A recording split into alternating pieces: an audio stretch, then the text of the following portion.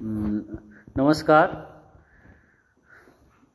आज आप लोगों को जो है व्यवसाय टीपीएस में विषय सैद्धांतिक में आज का प्रसंग है सोल्डरिंग के बारे में आज आप लोगों को पढ़ाना है।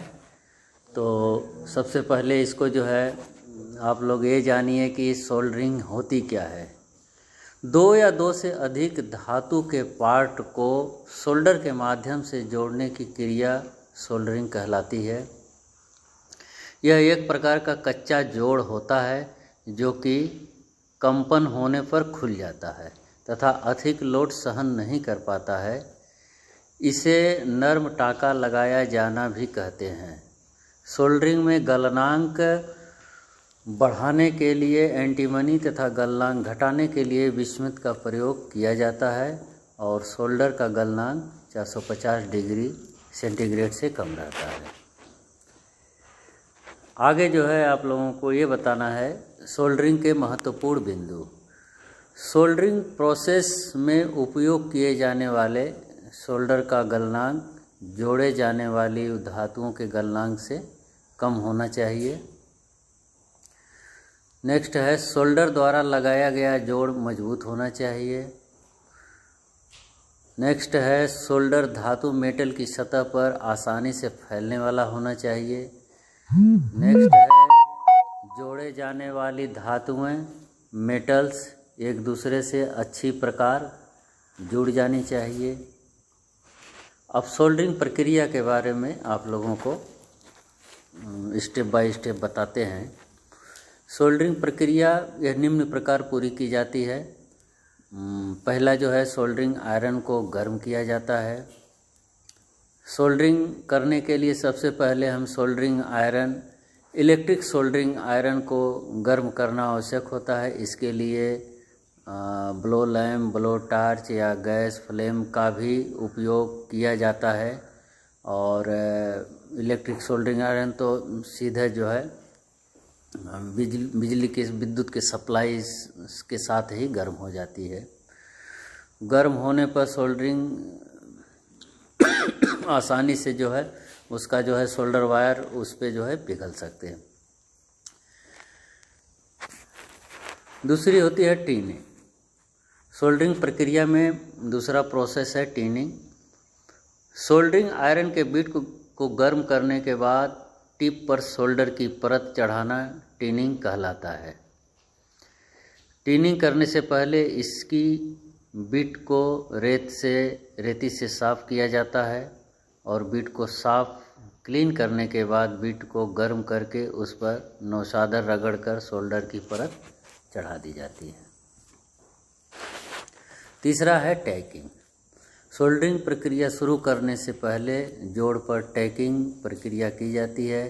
टैकिंग पहले सेंटर में तथा फिर किनारे पर की जाती है जिससे कि जोड़े जाने वाले भागों का अलाइनमेंट बना रहे। चौथा है फ्लोटिंग। इसमें जाप के जोड़ की अंदरूनी व बाहरी सतह पर फ्लक्स लगाकर जाप को लकड़ी के ब्लॉक पर 45 डिग्री के कोण पर पकड़ा जाता है। इसके बाद सोल्डर के टुकड़ों को जोड़े पर रखकर उन्हें सोल्डरिंग आयरन द्वारा पिघलाया जाता है। अब है सोल्डरिंग की विधियाँ। सोल्डरिंग प्रक्रिया को टेम्परेचर देने की विधि के अनुसार निम्न प्रकार से बांटा गया है। सोल्डरिंग आयरन विधि, सोल्डरिंग टार्च विधि, डीप एंड वेव विधि, रेजिस्टेंस विधि, इंडक्शन विधि, फर्नेस एंड हॉट प्लेट विधि, स्प्रे विधि, अल्ट्रासोनिक विधि, कंडेंसेंस विधि। ऊपर दी गई विधियों में मेथड में सिर्फ 2 ही विधियां अधिक प्रचलित हैं जिनके बारे में नीचे वर्णन किया गया है। पहली जो है सबसे पुरानी विधि जो है सोल्डरिंग आयरन की सबसे पुरानी, इसमें सोल्डरिंग आयरन का प्रयोग यूज किया जाता है जिसकी टिप कॉपर की बनी होती है। इसको गर्म करने के लिए बिजली, तेल, कोक या अन्य कोई भी गैस प्रयोग की जाती है वैसे तो आजकल बिजली वाले सोल्डरिंग आयरन ही अधिकतर प्रयोग होते हैं और यह 2 प्रकार के होते हैं। इस पहला जो है बाहर से गर्म होने वाला, इस प्रकार के सोल्डरिंग आयरन भट्ठी, ब्लो लैंप या गैस बर्नर द्वारा गर्म किए जाते हैं। यह बीट के वज़न के आधार पर बाज़ार में 250 ग्राम से 1 किलोग्राम के वज़न वेट में मिलते हैं।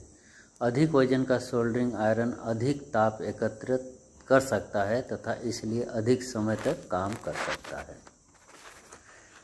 अंदर से गर्म होने वाला नेक्स्ट है दूसरा अंदर से गर्म होने वाले सोल्डरिंग आयरन। इसको हम इलेक्ट्रिक सोल्डरिंग आयरन बोलते हैं। यह विद्युत के द्वारा जो है गर्म किया जाता है, विद्युत सप्लाई द्वारा। इसका लाभ यह होता है कि यह लगातार गर्मी दे सकता है।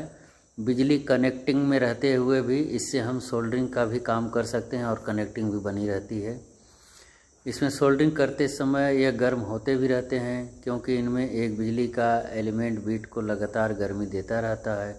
और सोल्डरिंग करने से पहले सोल्डरिंग आयरन की बीट को थोड़ा गर्म करके रेती या ईंट द्वारा रगड़कर उसकी सतह सरफेस की बनी हुई ऑक्साइड की परत हटा दी जाती है। इसके बाद सोल्डरिंग आयरन की बीट पर नौसादर तथा रेजिन के फ्लक्स की एक मोटी परत लेयर चढ़ा दी जाती है। सोल्डरिंग आयरन पर फ्लक्स लगाने के बाद निम्न प्रकार से प्रक्रिया पूरी की जाती है। सबसे पहले सोल्डरिंग की जाने वाली सतहों पर से तेल, गैस या ऑक्साइड को साफ कर लिया जाता है। इसके बाद उचित प्रकार के फ्लक्स को चुन करके जोड़ने वाली सतहों पर लगा दिया जाता है। इसके बाद जोड़ के अनुसार उचित साइज के सोल्डरिंग आयरन को चुन करके उसे उचित तापमान पर गर्म किया जाता है। नेक्स्ट है गर्म सोल्डरिंग आयरन को फ्लक्स लगी सतह के संपर्क में लाकर उसे गर्म किया जाता है।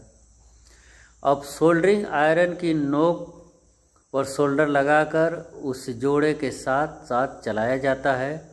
सोल्डर करने की गति जोड़ों की गहराई के अनुसार ही रखी जाती है जिससे कि सोल्डर पिघलकर आसानी से जोड़ में गहराई तक जा सके। और सोल्डरिंग आयरन को हटा लेने से सोल्डर ठंडा होकर जोड़ बन जाता है। ठंडा होने के दौरान जोड़ को हिलाना नहीं चाहिए, इससे सोल्डर में दरार पड़ने की संभावना बनी रहती है। सोल्डरिंग के बाद कोरोसिव फ्लक्स को हटाया जाता है जिससे कि सतहों को जंग कोरोजियम से बचाया जा सके। सोल्डर को कभी कभार अस्थायी टेम्परेरी जॉइंट लगाने के लिए प्रयोग किया जाता है। यदि 2 प्लेटों को आपस में जोड़ना हो तो पहले उन्हें गर्म करके पूरी तरह से फ्लक्स आदि प्रयोग करके वह सोल्डर लगा देते हैं। इसके बाद उन्हें एक दूसरे पर रखकर बाहर से पतली प्लेट को गर्मी तथा दबाव प्रेशर पहुंचाते हैं। इससे सोल्डर पिघलकर जोड़ बना देता है। इस प्रकार सोल्डर के पिघलकर जोड़ बढ़ने की प्रक्रिया को शीटिंग कहलाती है। सोल्डरिंग टार्च विधि, इस विधि का उपयोग बहुत बड़े भारी जाब व सोल्डर करने, बिजली की सप्लाई के तारों में लक्स लगाने तथा जनरेटर आदि के कंप्यूटर के कनेक्शन बनाने के लिए किया जाता है। इस विधि द्वारा सोल्डरिंग करने के लिए गैस टार्च द्वारा ऊष्मा प्राप्त की जा सकती है और टार्च के द्वारा जाब को बहुत तेज़ी से गर्म किया जा सकता है। ऑक्सी एसिटिलीन फ्लेम के अतिरिक्त अन्य कम ताप वाली फ्लेम जैसे ब्यूटेन, प्रोपेन आदि भी सोल्डरिंग करने के लिए प्रयोग की जा सकती है। इसी के साथ ये चैप्टर जो है समाप्त होता है। आप लोगों को धन्यवाद। बाकी आगे नेक्स्ट चैप्टर में पढ़ाया जाएगा।